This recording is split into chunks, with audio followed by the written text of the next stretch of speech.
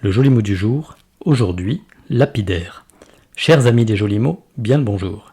Pour une fois, j'aimerais tant être bref, concis, afin que vous imprimiez à jamais ce terme de lapidaire. Mais vous me connaissez, je kiffe les digressions, les parenthèses, les exemples et les détails, parfois inutiles, mais jamais totalement gratuits. Alors, comme vous en réclamez pour votre argent, bande de voyous, je suis bien obligé de combler ces 3 ou 4 minutes de bonheur quotidien avec ce nouvel épisode du joli mot du jour. Allez, c'est cadeau. Si même je pouvais faire d'une pierre deux coups, je n'hésiterais pas. Lapidaire. Voilà un mot dont le sens me glisse souvent entre les neurones. J'ai tendance à le confondre avec d'autres tels que laconique ou liminaire, par exemple. Pas vous? Non? Ah, c'est parce que vous êtes devenu incollable depuis que vous suivez ce podcast. Alors, comme c'est souvent le cas, chaque mot de notre belle langue possède son sens propre et son sens figuré. Celui d'aujourd'hui ne fait pas exception, mais d'où vient-il? Eh bien, du latin, pardi, de lapidarius, qui signifie relatif à la pierre. Songez au triste mot qui en découle, la lapidation, cette forme d'exécution dans laquelle un groupe d'individus jette des pierres sur une personne jusqu'à ce que cette dernière décède d'un traumatisme contondant. Elle a été attestée comme une forme de punition pour de graves méfaits depuis l'Antiquité. Quelle barbarie! Je ne vous jette pas la pierre, Pierre. Lapidaire est à la fois un adjectif et un nom. Employé comme adjectif, il indique un rapport aux pierres travaillées par la main de l'homme, telles les pierres précieuses. On parlera d'un musée lapidaire qui rassemble des pierres sculptées. Ou une inscription lapidaire, un dessin lapidaire, un ornement lapidaire se trouve par définition gravé sur la pierre, le marbre, etc.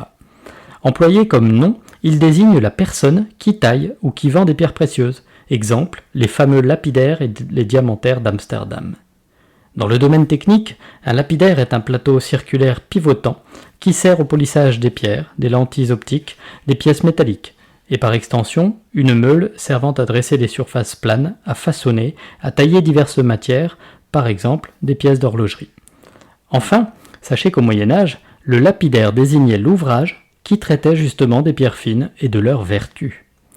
Mais au sens figuré, qu'on rencontre le plus fréquemment ce mot, notamment dans l'expression « un style lapidaire », qui fait référence au style resserré des inscriptions antiques, latines ou grecques donc. Songez par exemple au célébrissime INRI, Jesus Nazarenus Rex Iodereum, c'est-à-dire Jésus le Nazaréen, roi des Juifs, ou le SPQR, qu'on lit souvent dans les BD Astérix, inscrit sur les drapeaux romains lorsqu'ils attaquent le village caudois. SPQR, qui signifie Senatus Populusque Romanus, c'est-à-dire le Sénat et le peuple romain. Allez hop, 4 lettres, c'est court, net et précis. Lapidaire signifie donc un style concis et ferme.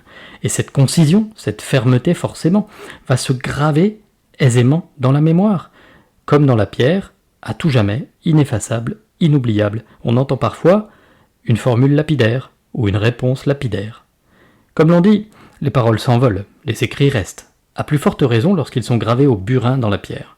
Tiens, rappelez-vous, c'est pas pour rien que Yahvé a laissé à Moïse le décalogue buriner sur les tables en pierre de la loi. Bon d'accord, le Momo les a brisés par la suite, mais quand même, les 10 commandements, on ne les oubliera pas de sitôt. Surtout quand c'est Charlton Heston, Burt Lancaster, voire Mel Brooks qui incarne Moïse au cinéma.